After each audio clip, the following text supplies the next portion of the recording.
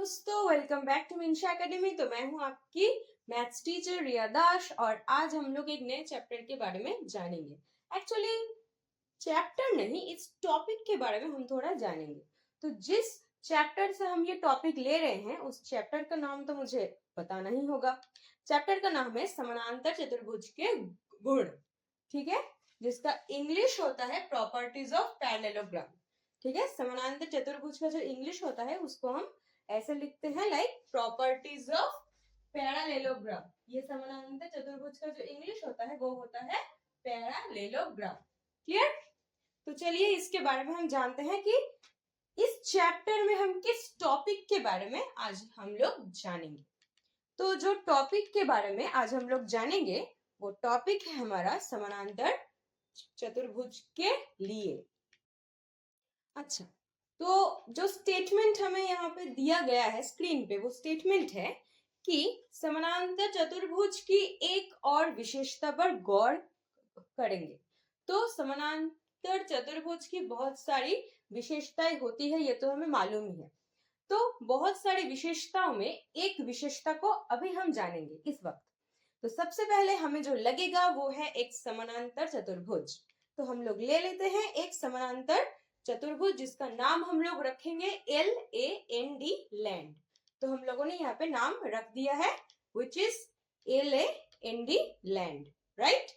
अब यहाँ पे देखेंगे हम लोग कि समानांतर चतुर्भुज की जो विपरीत भुजाएं होती है वो इक्वल होती है या नहीं, और जो विपरीत उसके एंगल्स होते हैं वो इक्वल होते हैं या नहीं, ये हम लोगों को अभी जानना है। ठीक है, जैसे कि हम लोग ये विशेषता जानते हैं, नॉर्मली हर कोई ये जानता ही है कि समानांतर चतुर्भुज का एक विशेषता पक्का एक ये होता ही है कि उसका जो ऑपोजिट एंगल है वो इक्वल होंगे और ऑपोजिट साइड्स जो है या फिर जो ऑपोजिट भुजाएं हैं, विपरीत जो भुजाएं हैं वो इक्वल होती है। तो चलिए अभी हम इसके लिए वो देखते हैं कि असल में भी ऐसा होता भी है या फिर ऐसे ही जस्ट हमें स्टेटमेंट के लिए वो दे दिया है। ठीक है, तो सबसे पहले हम लोग लेंगे LA, ये जो बाहु है वो वाला, इसको हम रख देंगे DN के ऊपर। LA को ले जाके हम लोग रख देंगे DN के ऊपर। तो हम लोग देख रहे हैं कि LA DN के ऊपर टोटली ओवरलैप हो चुका है, मतलब उसके ऊपर एकदम रेडीमेड बैठ चुका है, ना उससे थोड़ा ज्यादा है ना उससे थोड़ा लेस है, एकदम उसके ऊपर समान हो चुका है, राइट। तो इसका मतलब है LA जो भुजा है वो DN के बराबर है या फिर इक्वल है। अब हम लोग आते हैं ये ऊपर वाला जो भुजा है इसके ऊपर, मतलब LD और AN, ये दो जो भुजाएं हैं ये इक्वल होंगी भी या नहीं। चलिए देखते हैं। LD को अगर मैंने AN के ऊपर रखा तो ये भी एकदम उसके ऊपर बैठ चुकी है टोटली, थोड़ा सा भी ना इधर ना उधर है, एकदम उसके ऊपर ओवरलैप्ड है। तो इसका मतलब है कि ये दो जो ऑपोजिट भुजाएं हैं ये भी इक्वल है इस समानांतर चतुर्भुज के। अब मान लेते हैं हम, चलिए, कि जो ऑपोजिट इसके भुजाएं हैं वो इक्वल हो चुकी है, राइट। हम लोगों ने ये देख लिया है कि हाँ भाई इक्वल है। अब आते हैं एंगल्स की ओर। लाइक समानांतर चतुर्भुज के जो ऑपोजिट एंगल्स है, यहाँ पे ऑपोजिट एंगल्स क्या क्या है आप लोग मुझे बताइए। चलिए, यहाँ पे ऑपोजिट एंगल्स है, ये रहा एक ऑपोजिट एंगल है, ये वाला एंगल इसके ऑपोजिट है ये, और एक ये वाला इसके ऑपोजिट है ये, राइट। इसके ऑपोजिट है ये वाला एंगल और इसके ऑपोजिट है ये वाला एंगल, राइट। तो अब हम लोग देखेंगे कि ये जो ऑपोजिट एंगल्स है ये इक्वल है भी या नहीं। तो सबसे पहले हम लोग इस एंगल को लेंगे, इस एंगल को हम लोगों ने इसके ऊपर रख दिया। वापस से एक बार देखिए, एंगल D जो है, एंगल D को मैंने एंगल A के ऊपर रख दिया है, रख देंगे हम। पूरा ओवरलैप हो चुका है, पूरा एक के ऊपर एक बैठ चुका है। इसका मतलब होता है कि दो एंगल्स क्या है, इक्वल है, दो एंगल्स इक्वल है। वापस हम ले जाएंगे उसको वहां पे जहां पे ये था। अब आते हैं हम लोग इस एंगल की ओर और इस एंगल की ओर। लाइक जो एंगल हमारा है L एंगल की ओर और N एंगल की ओर, ये दो एंगल इक्वल है भी या नहीं ये हम लोग अभी जानेंगे। तो हम लोग ले लेते हैं N एंगल, N को मैंने रख दिया L के ऊपर। तो N को जब मैंने वापस से हम लोग एक बार देख लेते हैं इसको, एनिमेशंस को। एन को मैंने रख दिया है ले जाके एल के ऊपर, तो ये दो एंगल्स भी टोटली ओवरलैप हो रही हैं, एक के ऊपर एक एकदम बैठ चुकी हैं।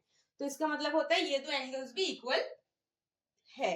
तो समानांतर चतुर्भुज के बहुत सारी विशेषताओं में हम लोगों ने एक विशेषता यहाँ पे जाना कि समानांतर चतुर्भुज का ऑब्वियसली ये वाला होता ही है कि ऑपोजिट जो एंगल्स होती है, मतलब ऑपोजिट जो एंगल्स होती है वो इक्वल होती है, और जो ऑपोजिट्स बाहु मतलब जो विपरीत भुजाएं होती है वो भी उसकी इक्वल होंगी ही होंगी। क्लियर? तो इसके बारे में हम लोगों ने जाना। सेटिस्फाई?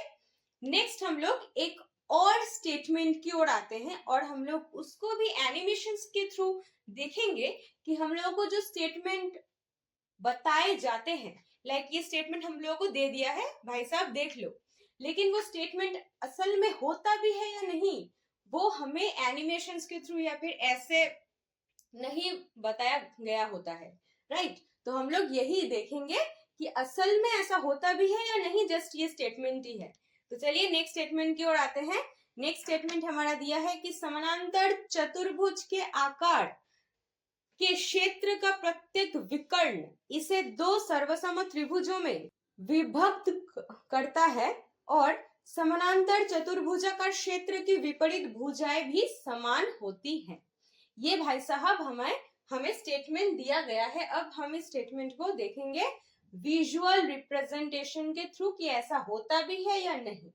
तो सबसे पहले हम लोग ले लेंगे एज यूजुअल LAND एक समानांतर चतुर्भुज। चलिए ले लेते हैं LAND एक समानांतर चतुर्भुज हम लोगों ने ले लिया। अब इसके विकर्ण यहाँ पे दिया है, क्या विकर्ण के बारे में हमें यहाँ पे दिया हुआ है, विकर्ण के बारे में। तो ऑब्वियसली हमें विकर्ण को यहाँ पे लेना है। विकर्ण क्या होता है? ये जो ऑपोजिट एंगल्स है इसे हम लोग अगर एक स्ट्रेट लाइन से मिलाए तो वो हो जाएगा इसका विकर्ण, ये तो मालूम है हमें, है ना? तो विकर्ण हमें कैसे निकालना है विदाउट ड्राइंग, ठीक है? तो विकर्ण हम यहाँ पे निकालेंगे इसका, तो हम लोग L और N के बराबर इसको मोड़ देंगे। हाँ, हम इसको L और N के बराबर इसको हम लोग मोड़ देंगे। हम लोगों ने इसको मोड़ दिया तो हमें ऐसा एक स्ट्रेट लाइन मिल चुका है, ठीक है? और यही हुआ है इसका विकर्ण। ये LN हमें मिल चुका है, LAND का विकर्ण मिल चुका है एक विकर्ण। चलिए अब ये विकर्ण इसे दो त्रिभुजों में बांटता है। देखिए अगर इस विकर्ण के अनुसार हम इसे दो हिस्सों में बांटे तो हमें दो त्रिभुज मिलते हैं। ये एक त्रिभुज है LAN एक त्रिभुज हुआ, और एक त्रिभुज है L' D और N', ठीक है? यहाँ पे दो त्रिभुज हमें मिल चुके हैं। अब हमारा जो स्टेटमेंट था उस स्टेटमेंट में लिखा हुआ था कि ये जो विकर्ण है ये विकर्ण समानांतर चतुर्भुज को दो सर्वसम त्रिभुजों में बांटता है। तो ये दो त्रिभुज तो हमें मिले हैं, मतलब ये बात तो सही है कि दो त्रिभुजों में बांटता है, लेकिन वो त्रिभुज सर्वसम होते भी है या नहीं ये हमें अब तक नहीं मालूम है। तो चलिए देखते हैं कि ये त्रिभुज और ये त्रिभुज सर्वसम है भी या नहीं। सर्वसम का मतलब क्या होता है कि अगर वो एक दूसरे के ऊपर ओवरलैप हो जाए, एक दूसरे के ऊपर बैठ जाए तो वो सर्वसम होते हैं, राइट? मतलब उसके बाहु और उसके जो क्या है, बाहु का मतलब क्या होता है, साइड्स, राइट? तो साइड्स और जो एंगल्स है वो इक्वल अगर हो तो उससे हम बोल सकते हैं कि चलो हाँ वो सर्वसम है, राइट? तो चलिए हम लोग ले लेते हैं इस त्रिभुज को, मैंने इसके ऊपर रख दिया। वापस से हम लोग देखिए एक बार, ये जो त्रिभुज है ऊपर वाला लाइक L' D N', इस त्रिभुज को मैंने उठा के इसके ऊपर रख दिया। चलिए रखते हैं, रख दिया है तो देखते हैं पूरा त्रिभुज एक दूसरे के ऊपर ओवरलैप हो चुका है, और ऐसे ओवरलैप हुआ है लाइक दो त्रिभुज एक ही हो, मतलब ऐसे ही ओवरलैप हुआ है। देखिए दो त्रिभुज जैसे एक ही हो ऐसे ओवरलैप हुआ है। तो इसका मतलब हुआ कि दो त्रिभुजों का जो बाहु है वो सेम है, जैसे कि L और A बाहु उसके साथ N' और D बाहु, ये दोनों बाहु एक दूसरे के ऊपर ओवरलैप्ड है, मतलब ये दोनों बाहु क्या है, सेम है। सेम L और n के साथ ओवरलैप हुआ है n डैश और l डैश। इसका मतलब ये दो बाहु भी सेम इक्वल है, और a और n के साथ इक्वल हुआ है d और l डैश, मतलब ये दोनों बाहु भी क्या है, सेम है। इसका मतलब हमें ये मिलता है कि ln जो विकर्ण है वो विकर्ण इसे दो त्रिभुजों में बांटता है और दो सर्वसम त्रिभुजों में ही बांटता है। अगर एक समानांतर चतुर्भुज को एक विकर्ण दो त्रिभुजों में बांटेगा तो वो ऑब्वियसली दो सर्वसम त्रिभुजों में ही बांटता है। ये हम लोगों ने यहाँ पे पूरा विजुअल रिप्रेजेंटेशन के थ्रू देख लिया है। तो हम लोग यहाँ पे एक स्टेटमेंट लिख देंगे, ये स्टेटमेंट आपको शायद दिख रहा होगा, लाइक त्रिभुज LAN, मतलब ये वाला जो त्रिभुज है ये वाला है हमारा सर्वसम का साइन, सर्वसम त्रिभुज n dash d l dash, right, त्रिभुज n dash d l dash, मतलब ये वाला जो त्रिभुज है ये वाला। तो ये जो त्रिभुज है ये दोनों त्रिभुज क्या है, सर्वसम है, और हम लोगों को मिला है LA n डैश d, ये दो जो भुजाएं हैं ये इक्वल है, और यहाँ पे हमें मिला है AN और DL डैश, ये जो दो भुजाएं हैं ये भी इक्वल है, राइट। तो ये चीज हमें इस स्टेटमेंट से हम लोगों ने, इस स्टेटमेंट का जो विजुअल रिप्रेजेंटेशन है वो हम लोगों ने पूरा देख लिया है। तो आई गेस ये आप लोगों को एकदम क्लियर हुआ होगा कि स्टेटमेंट भाई साहब सही है, स्टेटमेंट सही है, राइट। तो चलिए हम लोग जाते हैं हमारे नेक्स्ट स्टेटमेंट की ओर। हम लोग एक स्टेटमेंट पे रुकेंगे तो नहीं, हमें स्टेटमेंट के बाद स्टेटमेंट जाना ही होगा। तो चलिए हम लोग नेक्स्ट स्टेटमेंट की ओर आते हैं कि इस स्टेटमेंट में हमें क्या दिया है और क्या हमें यहाँ पे विजुअली दिखाना है आप लोगों को, कि समानांतर चतुर्भुज के विकर्ण एक दूसरे को समद्विभाजित करते हैं। इसका मतलब क्या होता है, विकर्ण हमें मालूम है, हम लोगों ने अभी अभी देखा है कि विकर्ण होता क्या है, राइट। समानांतर, हम लोग अगर एक समानांतर चतुर्भुज ले लेंगे, उसके जो ऑपोजिट जो एंगल है उसको अगर हम एक लाइन के थ्रू ज्वाइंट देंगे तो जो लाइन हमें मिलता है वो होता है उसका विकर्ण। अब यहाँ पे समानांतर चतुर्भुज का दो विकर्ण होते हैं, ठीक है, दो ऑपोजिट एंगल्स होंगे तो दो विकर्ण भी होंगे ना, ये ऑब्वियस सी बात है। तो समानांतर चतुर्भुज का दो विकर्ण है। अब वो दो विकर्ण एक दूसरे के ऊपर जब आते हैं तो एक दूसरे को समद्विभाजित, मतलब दो इक्वल हिस्सों में बांटते हैं। ये भाई स्टेटमेंट है। समद्विभाजित मतलब क्या, दो इक्वल हिस्सों में बांटना, समद्विभाजित, ठीक है। सम मतलब इक्वल, दी मतलब दो, और भाजित मतलब बांटना। तो समद्विभाजित मतलब दो इक्वल हिस्सों में बांटते हैं वो, क्लियर। तो चलिए हम लोग विजुअली देखते हैं कि क्या दिया हुआ है और क्या ये बताना चाह रहा है, ठीक है। सबसे पहले हम लोग ले लेंगे एक समानांतर चतुर्भुज जिसका नाम हम लोगों ने दिया है ABCD, राइट। सबसे पहले हम लोगों ने लिया है एक समानांतर चतुर्भुज जिसका नाम हम लोगों ने दिया है ABCD, ओके। तो समानांतर चतुर्भुज का तो विकर्ण हम लोगों ने बनाया है जो एक दूसरे को O में बांटते हैं, लाइक O में ये दो विकर्ण मिल रहे हैं, O में ये दो विकर्ण मिल रहे हैं। विकर्ण के हैं, विकर्ण है AC और विकर्ण है BD, राइट। विकर्ण है यहाँ पे AC और BD। तो ये AC BD एक दूसरे को O में मतलब दो विकर्ण एक दूसरे के साथ O बिंदु में मिल रहे हैं, ठीक है। अब यहाँ पे स्टेटमेंट दिया है कि अगर ऐसा होता है तो दो विकर्ण एक दूसरे को समान हिस्सों में बांटेंगे। इसका मतलब है कि ये जो बाहु है यहां से यहां तक OA और OC, ये दो बाहु इक्वल होंगे, और OB और OD जो बाहु है ये दो बाहु या फिर दो भुजाएं इक्वल होंगी। ये है हमारा स्टेटमेंट, ठीक है। तो इस समानांतर चतुर्भुज को हम लोग रखते हैं साइड में और हम लोग बना लेंगे सेम एक और समानांतर चतुर्भुज जिसका नाम हम लोग सेम ही रखेंगे ABCD। एक नया हम लोगों ने बना लिया। इसका भी दो विकर्ण हम लोग बनाएंगे AC और BD, जो यहाँ पे भी O में मिल रहे हैं, ठीक है। अब हम लोगों ने जो एक समानांतर चतुर्भुज थोड़ी देर पहले बनाया था उसको हम इसके ऊपर रखेंगे, एकदम इसके ऊपर रख देंगे हम लोगों ने। देखिए रख रहे हैं, रख दिया। दो समानांतर चतुर्भुजों को मैंने एक दूसरे के ऊपर रख दिया। ठीक है। रखने के बाद अब ये तो मिल रहे हैं भाई, ये ए के ऊपर ए मिल रहा है, बी के ऊपर बी मिल रहा है, यहाँ पे डी के ऊपर डी और सी के ऊपर सी भी मिल रहा है। अब हम लोगों को क्या बताना है कि ये जो जीरो मतलब ओ ए है, ये बाहु तो इसके साथ मिलेगा, इक्वल होगा, ये हमें बताना है। और क्या बताना है कि ओ बी जो बाहु है या फिर जो भुजा है वो क्या होंगी, ओडी के साथ मिलेंगी, हमें ये बताना है। तो इसके लिए तो हमें इसको रोटेट होना होगा, इस ये जो समानांतर चतुर्भुज है इसको रोटेट होना होगा ना, ये जो बाहु है इसको इस तरफ लाना होगा और ये जो बाहु है इसको इस तरफ लाना होगा। राइट और रॉन्ग? राइट। तो चलिए इसको हम लोग एंटी क्लॉकवाइज 180 डिग्री इसको हम लोग घुमाएंगे। देखिए वापस से एक बार दिखाऊं मैं।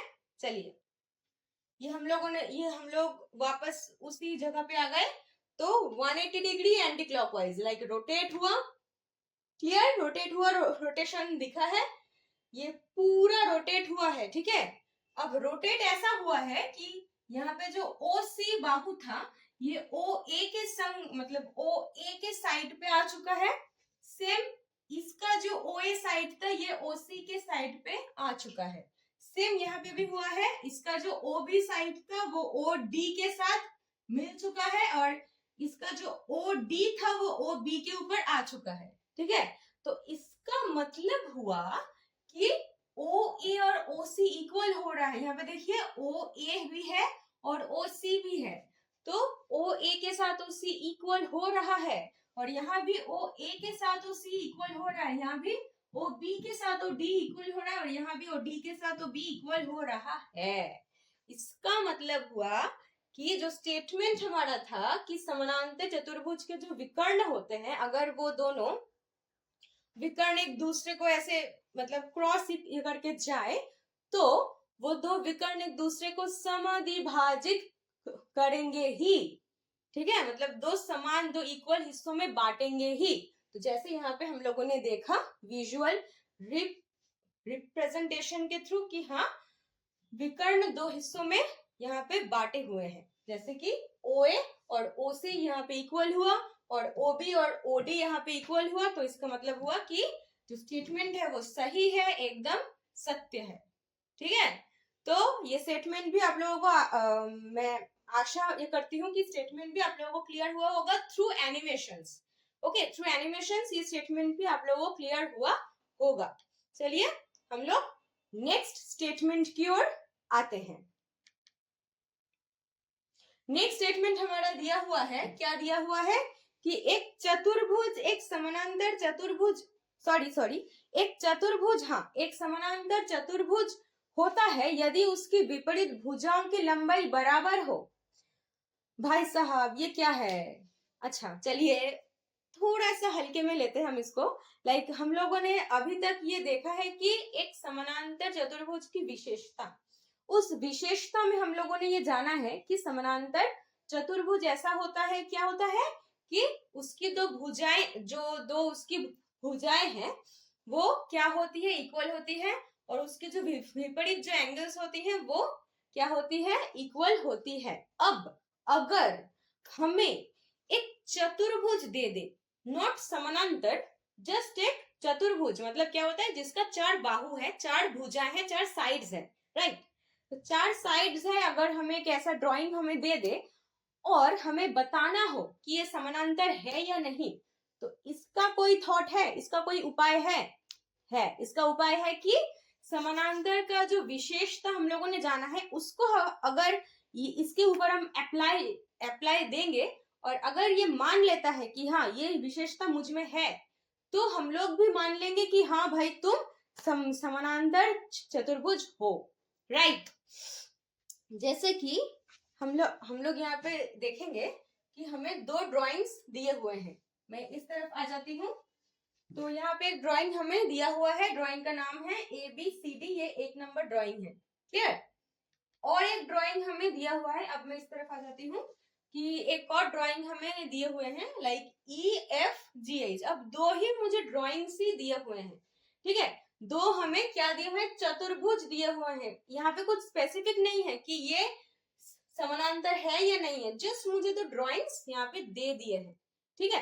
अब हम लोग देखेंगे कि ये दो चतुर्भुज जो है ये समानांतर है भी या नहीं।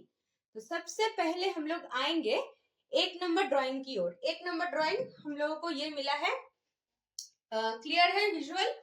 तो 1 नंबर ड्राइंग में ABCD हुआ है। तो सबसे पहले हम लोगों को देखना है कि समानांतर चतुर्भुज की जो विशेषता होती है, लाइक जो ऑपोजिट्स उसकी भुजाएं या फिर साइड्स होती है वो इक्वल होती है। तो हमें भी यहाँ पे वही देखना है कि यहाँ पे जो इसकी ऑपोजिट्स भुजाएं हैं वो इक्वल है भी या नहीं।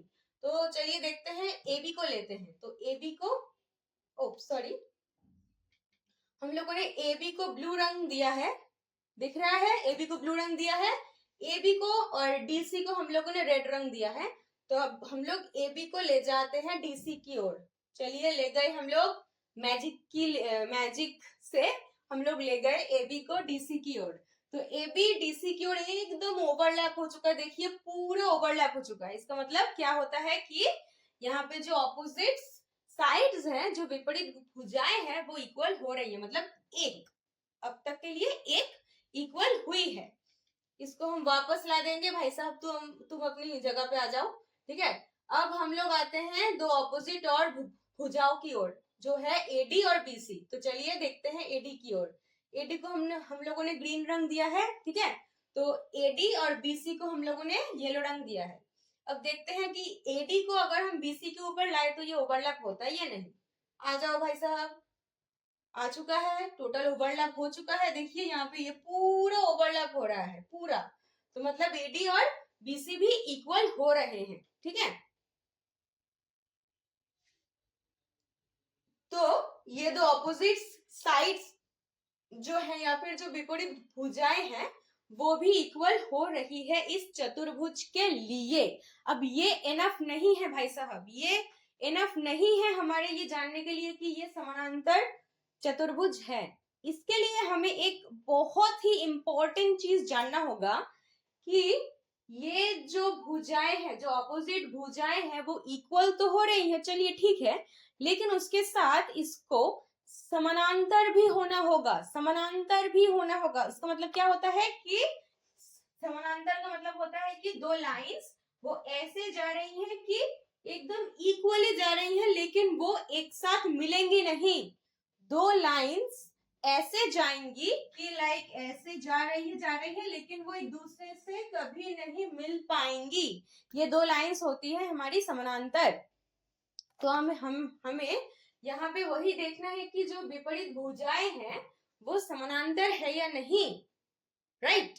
तो चलिए देखते हैं, तो समानांतर है या नहीं इसको देखने का एक बहुत ही इजी सा एक रास्ता है, वो मैं आपको अभी बताती हूं कि देखिए, अगर हमें देखना हो कि ये बाहु और ये बाहु या फिर sides what ever you call, ये बाहु और ये बाहु समानांतर है या नहीं, तो ये दोनों बाहु का मतलब ये दोनों बाहु को जो एक लाइन मिला रही है, जैसे कि ये लाइन है, इन दोनों बाहु को जो लाइन मिला रही है उसके जो एंगल्स हो रहे हैं, लाइक ये एंगल और ये एंगल, इसका सम, इन दोनों एंगल्स का सम 180 डिग्री अगर होता है तो हम मान सकते हैं कि ये और ये क्या होते हैं, समानांतर होते हैं,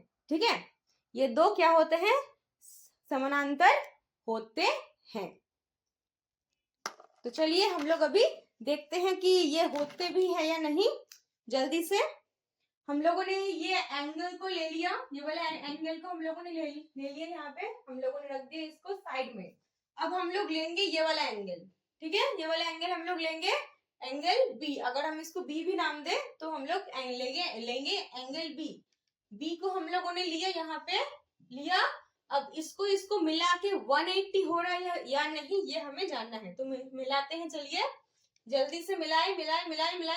ओके, तो अगर ये ऐसे मिलाएंगे तो देखिए ये स्ट्रेट लाइन भाई साहब हो रहा है। इसका मतलब ये 180 डिग्री हो रहा है। इसका मतलब क्या होता है कि वो दो जो बाहु हैं, जो साइड्स हैं, ये ऊपर वाले नीचे वाले, ये दो साइड्स क्या होते हैं, ये दो साइड्स समानांतर हो रहे हैं।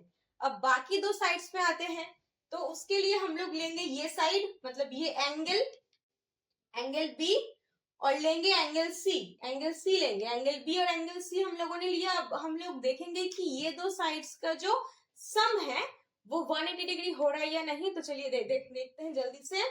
भाई आ जाओ एक साथ। तो ये इन दोनों को मिला के भी 180 ही हो रहा है। देखिए इन दोनों को मिला के भी 180 ही हो रहा है। तो इसका मतलब ये दो एंगल्स जो है, ये दो एंगल्स भी क्या है, सॉरी ये दो एंगल्स नहीं, जो दो भुजाएं हैं वो भी क्या है, समानांतर है। मतलब जो चतुर्भुज हमें दिया गया था एक नंबर में, उसकी जो ऑपोजिट भुजाएं हैं वो इक्वल भी हैं, और जो ऑपोजिट भुजाएं हैं वो समानांतर भी हैं। इसका मतलब ये चतुर्भुज एक समानांतर चतुर्भुज है। और यहाँ पे मैंने लिख भी दिया है कि एडी बीसी के साथ क्या है, समानांतर है, मतलब पैरेलल है, और AB DC के साथ समानांतर है। क्लियर? तो ये चीज एकदम क्लियर हुआ है? ओके।